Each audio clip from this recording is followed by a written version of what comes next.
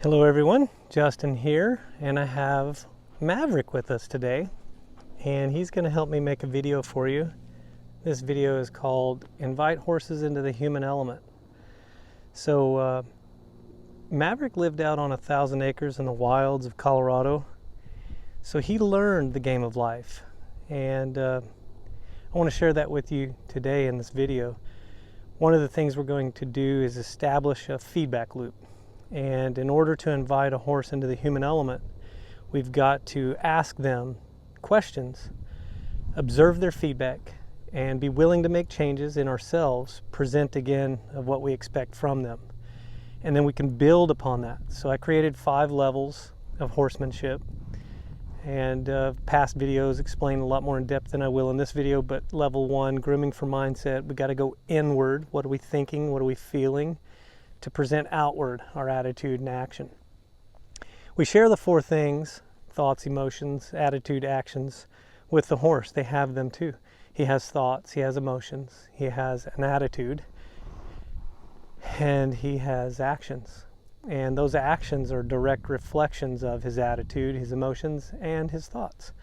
So basically want to bring this to you in a video and just stress that horsemanship is a sacred art.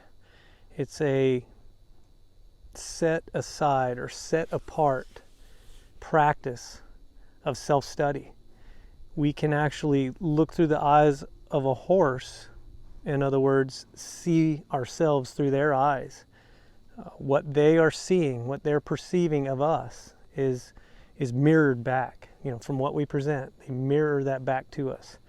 And I'm just very, very fortunate to have played with horses as long as I've gotten to, and watch people transition from where they are to where they want to be in this game we call life. The 2 important things of life, the game of life, are to not get hurt and to benefit.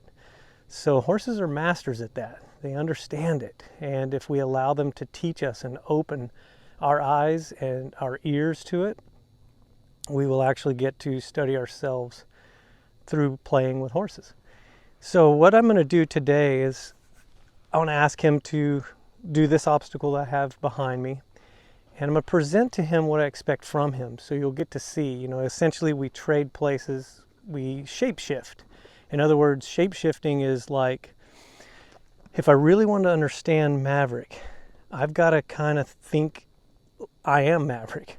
I'm going to think like him. So in other words, Maverick is looking at me, the human, and if I trade places with him and treat him as I'd want to be treated, if the roles were reversed, I will look through his eyes at me and think, from his perspective, like, what is Justin presenting to Maverick? And I watch myself present, and then I watch his feedback to me, and then I can realize, oh wow, if I do that in this relationship enough times, I start to understand where he's coming from, his perspective of me. So him licking and chewing, that's a tension in the mouth release. He took a deep breath a while ago, I took a deep breath. We start synchronizing these internal pathways of communication, which is breathing, heart rate. Those are vibrational frequencies he can pick up on. So starting out, I want to ask him questions I know he knows the answers to. This is inviting horses into the human element. I specialize in wild Mustang horses, so they're just fine out there in the wild. I want to bring them into the human element and not interrupt their spirit, their being, their mental, their physical thriving. I want to enrich their lives. I want to help them ascend in a consciousness, an awareness, just as I want. So in other words, he could feel love from me. He could feel kindness from me. He could feel things he would never feel out there in the wild. He could think thoughts that he would never think out there in the wild. So this is really beneficial for both of us, because I wouldn't think thoughts, I wouldn't feel feelings without him. So us coming together in the relationship, horsemanship, horse-human relationship, we both ascend in consciousness. We both get life enrichment. So I want to make this little video for you. It's kind of just off the cuff today. I finished some other stuff that I had to do, and I was like, hey man, let's go make a video. So we're kind of doing a microphone check with this new microphone I got. I'm going to lead him around this obstacle, and it kind of leads us into what I want to share with you in the next series of videos, which is going to be, how horsemanship enhances 5 areas of our life. And it's something I've been wanting to do for a while. It's what we do here at the school, American Mustang School, life coaching. We focus on 5 areas of our lives, and that's health, wealth, happiness, relationships, spirituality. Okay, so see how he walked over that pole? That's a learning experience. I mean, he obviously saw it, or maybe he didn't, but now he's aware of it, and we can continue walking through here on the ground, kind of lead him through, because we're going to ride through it in just a moment. So there's just these little ground obstacles get us moving, get our blood flowing, get us breathing, get us synchronizing in the internal and external pathways of communication. We'll come in here when we ride, this little area here, stop, maybe do a lateral flexion, and then I'll ask him to back out. So I'll just do it on the ground here with just a lead rope, just ask him to back out. Is he perfect at it? No. Do we care? No. That's the beautiful imperfections of horsemanship that we love. Nothing has to be perfect. We're focusing on presenting something to our horse, and then we have a realistic expectation based on our presentation. So let me be a little more clear. I'll just pause for a second, let him process. I'll ask him soft to back up, increase the intensity of the question, and then we'll go backwards. Very good. And then we'll wait right there for just a second, and then we'll go again. So good stuff. This is kind of one of the things I wanted to show you. He just took a deep breath. I'll take a deep breath, and we can come back through and play on this a few times. It's drilling the basics, and this is what we do in preparation for level 5. So this would be level 4, obstacles. We're presenting to the horse, observing the horse's feedback. We're in that feedback loop. If we can keep that feedback loop going, outside influences will have little to no effect on our feedback loop. Anytime he's uncomfortable, I'll get him comfortable, trigger body responsive relaxation, and that's with stopping, relax. Maybe I'll take a deep breath.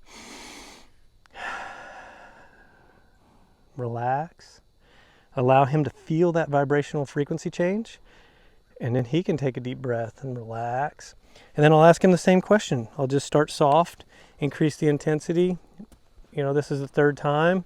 Very good, Maverick. Very good, buddy. And then we'll just walk out of that. And we can do all kinds of things with this ground poles on the ground. We could just stop here. We could ground tie. We could check our equipment. We could switch to a bridle from a halter. We could do whatever we need to do. And then wash, rinse, repeat. These are the things that I do on the ground in preparation for riding, which would be level 3, riding. Level 1 and 2, grooming for mindsets 1, established communication is 2, transfer to their backs level 3, obstacles level 4, real world focused riding level 5. So this little video, how to invite horses into the human element, we're basically asking horses to teach us in the human element. They're just fine out there in the wild. They're eating grass, swishing their tails, swatting flies. They're doing their thing. We invite them into the human element. We don't want to interrupt their thinking. That we don't want any restriction in this mind, fear and doubt. We want confidence. We want curiosity. So how do we create that? Well, proper invitation into the horse-human element, very important. We ask them questions. So in other words, we become the student. I need to ask Maverick, how can I get you comfortable? How can I help you be yourself in the human element? And this is how we start. We present to them what we expect from them. We trade places with them, shape shift. We study ourselves through their eyes. What do I need to change? How do I perceive myself? How do you perceive me? How far apart is that? We learn the game of life with them, which is the sacred art of horsemanship. You know, set apart practice of self-study through horsemanship. That's the sacred art of horsemanship. We actually get to learn the game of life, you know, how to not get hurt, how to benefit. They're very good at that, and they'll help us.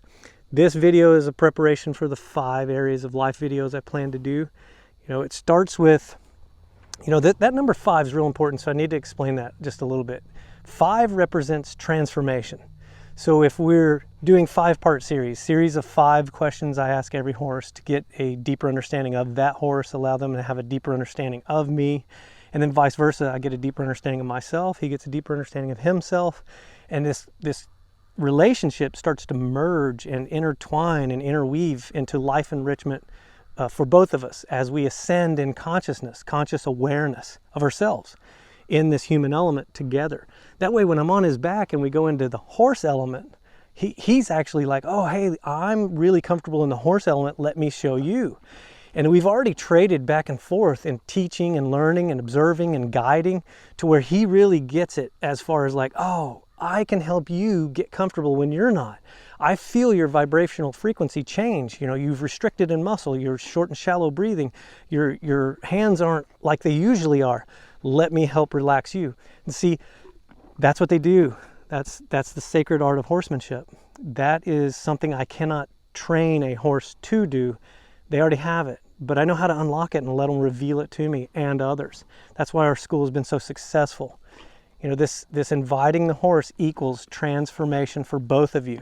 Invite them into the human element. Ask them questions. Present to them what you expect from them. Trade places with them. Treat them as you'd want to be treated if the roles were reversed.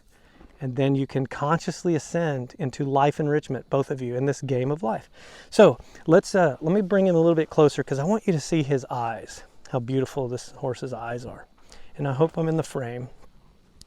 So he has blue eyes. He's a beautiful little boy.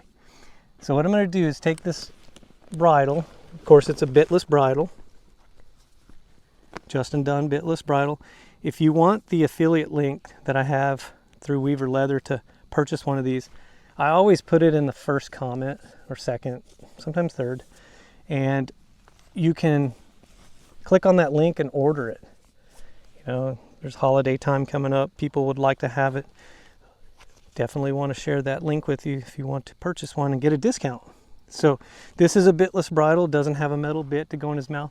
I always hand it to myself between his ears, my right hand, bring it up with my left as I bring it up with my right, put his ears in, and thank you for being patient. I usually catch that right ear, but this leather's cold. You know, cold and stiff, this cold and stiff leather. Yeah, let's get it comfortable on your face there, Maverick. And then we'll put his little throat latch on. Take the halter off. So I always tie my halters onto their neck just in case we were parked on the side of a road or something like that. It's just a nice habit to create so you can always help your horse if they need it, should the situation arise to where you need it. So I haven't ridden Maverick in a little while. This could be interesting. We did a 5-part series. He was a little goosey, a little jumpy. Well, that's okay. We'll help him get comfortable.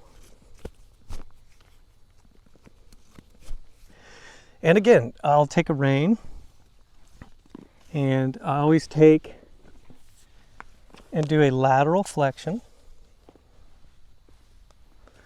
So this will ask for a lateral flexion, and he's a little stiff neck, so this is good, guys. Nice, buddy. Good job. So we'll do the other side. This is the bitless bridle. This is asking questions. Nice. Good boy. Nice.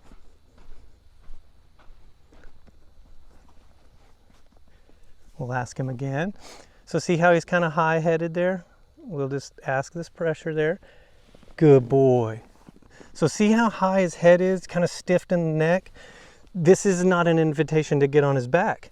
So what I want to do is either A, ask some more laterals, soften that up a little bit. Nice, good boy, good boy.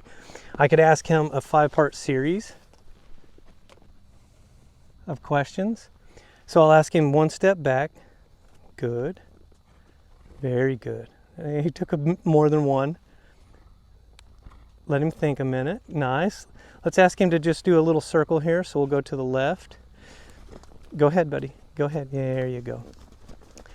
Come on back in here. Come on back in here. It's kind of tough to stay in the frame this close. See how he's kind of like searching for the answer?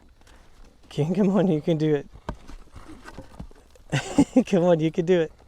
So I'm just going to keep asking. So my hand is high. He wants to be with me. I love that too, buddy. Here, come here. Let's go. Go ahead. He's a little tense. That's okay. Go ahead. Do a little circle. Nice. Let me step back here so you guys can see. No, you keep going. And we want to just relax and let him walk. This is the beauty of a bitless bridle. I can utilize it as a 5-part series, in the 5-part series, and not hurt his mouth. I can ask him, just walk it out, walk out some of that tension. He might have had a little mental tension, a little physical tension, and we're going to get that released. Man, I hope we are in the frame. I'm going to walk out here a little bit further so you can see. So we had a car come in to the school here. That caught his attention. So he's picked up this trot without me asking him to, which that's fine. I want to see this before I get up there on his back. I'm going to change directions. Nice. I'm going to have to fix that off rein because it's getting tighter. There we go. Nice and relaxed. That's a good boy, Maverick. So if a horse has a little bit of a cold back issue, you know, it is cold today. It's like 45. My hands are cold, my ears are cold. And we're heading into the colder months. This is what it takes to get our horse comfortable. Get the blood flowing a little bit. Get him warmed up. He might just be a little chilly. You want to come in? Not yet. So I'm going to change directions. Go the other direction. Nice. So what I'm going to do is push this hip, create some draw, ground tie, rub him to a stop. I'm going to take a big deep breath. We'll wait for him to do it. There, he just did it. Good boy. Does that feel better? Does that feel good? Okay, so we've got this rein got a little tight. Let's come back over here. Come on. And we'll go right back to doing what we were doing with a, get up here close so they can see your pretty eyes. With a lateral flexion before we get on his back, you know, because I'm asking him, hey, can I get on your back? Are you with me? If he's stiff and bracy, he's not really ready. So I'll just ask for that lateral, and there you go. We'll do the other side. And it takes the time it takes, guys. There's no rush. And then we do a right. Nice, that's a good boy. And then I can help him once I'm in the saddle. You know, I can get him softer and softer as this lesson goes. Help him get real comfortable. That's better, buddy. Good job. Good job. So I'll go ahead and do a left, or go ahead and mount up. So I'll come up and I'll come back down. You know, swinging up there, you might go too fast too soon, and they'll let you know. Or you can just slow down. You can ask him for another lateral. Go ahead. There you go. Good boy. Good boy. So we'll go ahead and put a toe in the stirrup. Come on up. And then we'll just wait for a second. See, he softened up right there. I'll ask him to soften up with the right side. We'll do a right. Nice. And then we'll do a left. Nice. That's a good boy. All right, now we're going to just do some obstacles. So I'm going to turn a toe out. We're going to move through the obstacles.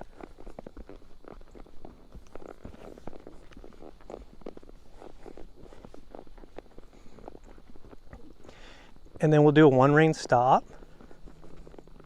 Hold that face till the feet stops moving and he gives to the pressure. And then we'll just relax. And then we'll ask him to go again. Squeeze with both legs. And then we could just walk through our obstacles and do the same things we did when we were on the ground. So I'll just come around this side.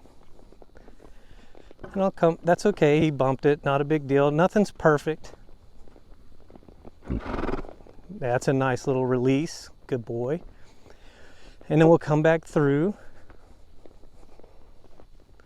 And then maybe we'll stop in this box. So we'll come here, we'll just apply a little rein pressure, stop in the box, good boy, good boy. Now I'll ask him to back out of the box. I'll just, little pressure, yeah. And you can do one step at a time. 2 steps, 1 more step, good boy. And then we can just turn and come out of the box. And it's just presenting to our horse what we expect from our horse. You know, we want kindness from our horse. We present kindness. Nothing I did hurt him. There was no bit in his mouth to cause pain. There's no spurs on my feet. There's no whips. We're just going to ask him simple little ground exercises to communicate. I love how this little horse walks out. He's almost an overachiever in a lot of things. He's a sensitive horse. And see, I have to be willing to change for him. So I have some horses, you got to kind of be deliberate in communication, we'll call it. You know, I have to give them more pressure to get a question asked than I would with this particular horse. And I know him, so I know not to, you know, hammer on his sides. I mean, I turn a toe out and apply calf muscle, he'll move. But if I hammered on him, he would double punch the ground and take off pretty quick. And that's not what we want, especially if we got students riding him. Now this is a more advanced horse. I say that. This horse loves children, so he like goes into super slow mode when children ride him. But if adults ride him and they're too heavy, he will let them know. So I say he's an advanced horse. I definitely let my level, 4 riders that have gotten up to level 4 with other horses ride this particular horse, because he is very responsive. It doesn't take much to ride this horse. A little left leg pressure with a little right rein, he'll respond. If I sharpen up the cues, he's just over responsive, and I like it, but some people, they're not ready for that. They go too fast too soon. They don't have the skills developed, they don't have the experience developed for that type of a challenge. And this particular horse is great for helping people understand you've got to be willing to change. So adapting to our horses for them as individuals is very important. We're all going through transformation. We're transitioning from where we are to where we want to be, and we have to discover that. So that sacred art of horsemanship is self-study, it's self-discovery, it's self-mastery, and those are the things that we get to learn as we enrich the life of the horse, as we enrich our lives. So see this little ground pattern we have here? It's so simple, guys. It's just little poles, fence posts that I took out of the ground from a fence I used to have. And then we just can make little obstacles. It doesn't have to be perfect. You can come into this box and stop here, stop here, stop here. Whoa, back up your little feet, and then we get to relax. So he was going to walk through that 2-rein stop. I could have went to a 1-rein stop. Let's turn around in the box. There you go. See, I love these obstacles because he doesn't know what I'm going to ask. And sometimes I don't know what I'm going to ask. And that's what's so fun about this kind of obstacle. You can just play on it. Like, I decided to just walk over these 2 poles now. And he's like, okay. And I was like, okay, let's just walk through the box. Normally we stop here. And he's like, okay. And then we just turn, and right leg, left rein, and go back through. And I just decided to turn left here. And then I decided to turn right here. And then maybe sharpen it up. And then come back through and maybe do a figure 8 on these 2 little ground poles here, where you just left rein, right leg, come back through, keep going. And then a left rein, right leg, come back through, keep going. And then a right rein, left leg, come back through, keep going. And it's just, I can turn it into a circle around both of them. It's just, the sky's the limit. It's your you're limited by your imagination, guys. And it's one of those things too. This helps you discover the horse, helps you discover yourself. And what I mean by that is like, okay, if I'm preparing myself and this horse to communicate and get into a feedback loop where I present to him what I expect from him, regardless of outside influences, even though I'm aware of those outside influences, I can build my confidence, build my skill level, build his confidence, build his skill level. And doing this, we're gaining experience. So skill, experience, and challenges start to go in flow state. This right here, this little challenge, it's not even really a challenge, but it's developing that skill and that experience to know what pressure at what time to get the proper response. Like if we were out riding in level 5, out in the woods or in town or on the beach, in the mountains, wherever, what do I have to do to maintain harmony and balance, which is an agreement, and we're not swinging, from one extreme to the other.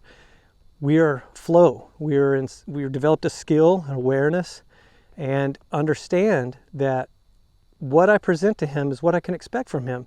And then he in turn understands what I'm presenting to him, he can expect. So hopefully this is making sense. And as you do this, you invite the horse into the human element. When you go out into level 5, into the horse element, they will pick up where we fall short. And I promise you, I'm a skilled rider. I've ridden thousands of hours on horses. I fall short out in level 5. Every single time, my mind will drift and the horse will do something subtle or sometimes obvious to bring me back into the feedback loop, because they like it when I'm here in the present, in the moment. Percentage-wise, when I make a video, I get out of the feedback loop a little bit because I'm thinking, to explain to you, the camera, the audience, what's going on. And he's aware of that. So I got to keep like 70% of my attention, my energy flowing into this horse so we can have I'll say a circular feedback loop where it's not intermittent, not distorted, where it's real clear. It's really understood. It's really harmonizing, agreeing. It's in balance. It's not swinging from one to the other. Our percentage at 70 is staying pretty strong. 30% I'm creating a video. That's probably why the videos don't make a lot of sense, because they seem like they jump around a little bit. I watch them back sometimes, like, oh my gosh, I say that, and then I say that, and then I say that. But I have to go back to the horse a lot. And then I can go to the camera, and then I can go back to the horse. But the point is, you're developing a feedback loop. Proper invitation of a horse into the human element. He's got to know your mind is going to drift. You're going to get out on level 5. You're going to ride your horse. Your mind will drift away from the moment. You'll think in the past. You'll think in the future. You'll think about an outside influence opposite of what you probably should. I'm guilty of it too, guys. Don't be too hard on yourself. In other words, if I see something that could be eventful, yeah, I'm going to put some weight in my stirrups, get ready for the event. Maybe it's a trash truck, or maybe I see a dog and he hasn't seen the dog, or I see some people coming around a corner he may not see. I seen them before they made it. Whatever the case may be, I don't need to be focusing on the outside influence. I can be aware of it, 30% of it, but 70% I need to stay with him, and hopefully 100% to where you're dropping down to about 2%. Yeah, I'm aware of that. 98% I'm with my horse. I'm presenting to him what I expect from him. I'm asking him questions that I know he knows the answers to in any situation. This is where you practice. This is drilling the basics. This little ground obstacle, it seems elementary. I get it.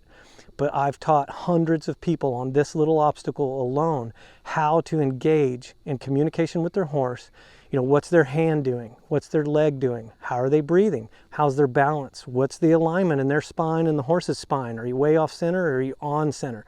What are you doing? Where are you thinking? What's your emotion? What's your attitude? What's your action? Yeah, it sounds like a lot. And I did dump a lot more in this video than I really wanted to. Thought to in the beginning, but it's all going to come into play, and it gets easier. And how I define what's easy is it's something we can do. We just work hard at it. Playing with horses, it's not even work. It's just fun. It's such a blast. Sitting up here on a horse, time goes away. It doesn't even exist. It is such bliss. It's such enlightenment. It's such harmony and balance, peace, tranquility, all of the things that we're preparing for in the 5 areas of our life. You know, our health, our wealth, our happiness, our relationships, our spirituality. When you can breathe in and breathe out, it's the giving and receiving. You know, the taking in of information, the giving out of information, sharing life experiences with a horse, and they're sharing with us. It's so powerful, guys. It's such a blessing. I really enjoy making these videos for you. Please like and subscribe to this channel. Like this video, subscribe to the channel. I'm not good at YouTube yet, but I'm getting better. So we're gonna go ahead and just bring him up out of here. Good boy. He was asking. Do you see him keep asking? Like, what are we doing? We gonna do something? He likes to move, and I like to move, and I don't have to pedal this horse. I can just steer him with my legs, my reins. There's not much pedaling that goes on with Maverick Boy. He kind of likes a job, and whenever he can get like a child on his back and they just run and play and have a blast, that's his, you know, he ascended in a consciousness, and that's what he thinks he was called to earth to do, and he does it really good, and I love that. I don't ride this horse very often. I'm more of a whiskey guy. I like to ride my Whiskey Boy, but a lot of different people ride this horse, and he's different. You know, he's so smart. When I ride him, it's almost like he's an overachiever. Every little move, it's kind of like, I got to perform for Dad. I got to be on my game. I got to be perfect. And then it's like, calm down, buddy. You don't have to be perfect. You can relax. I seen you with the kids. Just pretend I'm a kid. And then he does. He mellows out. I can ride him anywhere. We go places. I rode this horse to the National Sand Dunes in Colorado one time. 20 miles, 10 miles in, 10 miles out. And man, it was so cool. He's just a cool little horse, and I was happy to share him with you today. So I'm going to bring him up real close to the camera right here. I'm going to do a lateral flexion before I get down. Yeah, it's a good boy. It's okay. You're okay. You're okay. You still a little antsy? Take a deep breath.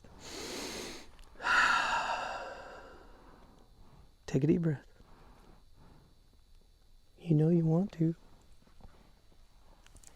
Sometimes it takes the time it takes, guys. We'll just be patient with them. Let them relax. Let them be comfortable. Pet them. He's such a little overachiever. He's like, I don't want to make any mistakes.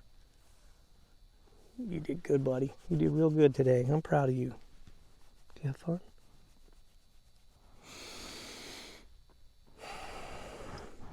There it is, guys. Take a deep breath. Breathe with your horses. Release tension in their mouth. Help them relax. That's a good boy. All right, you stay right there. You're on ground, Ty. All right, guys. Bye-bye.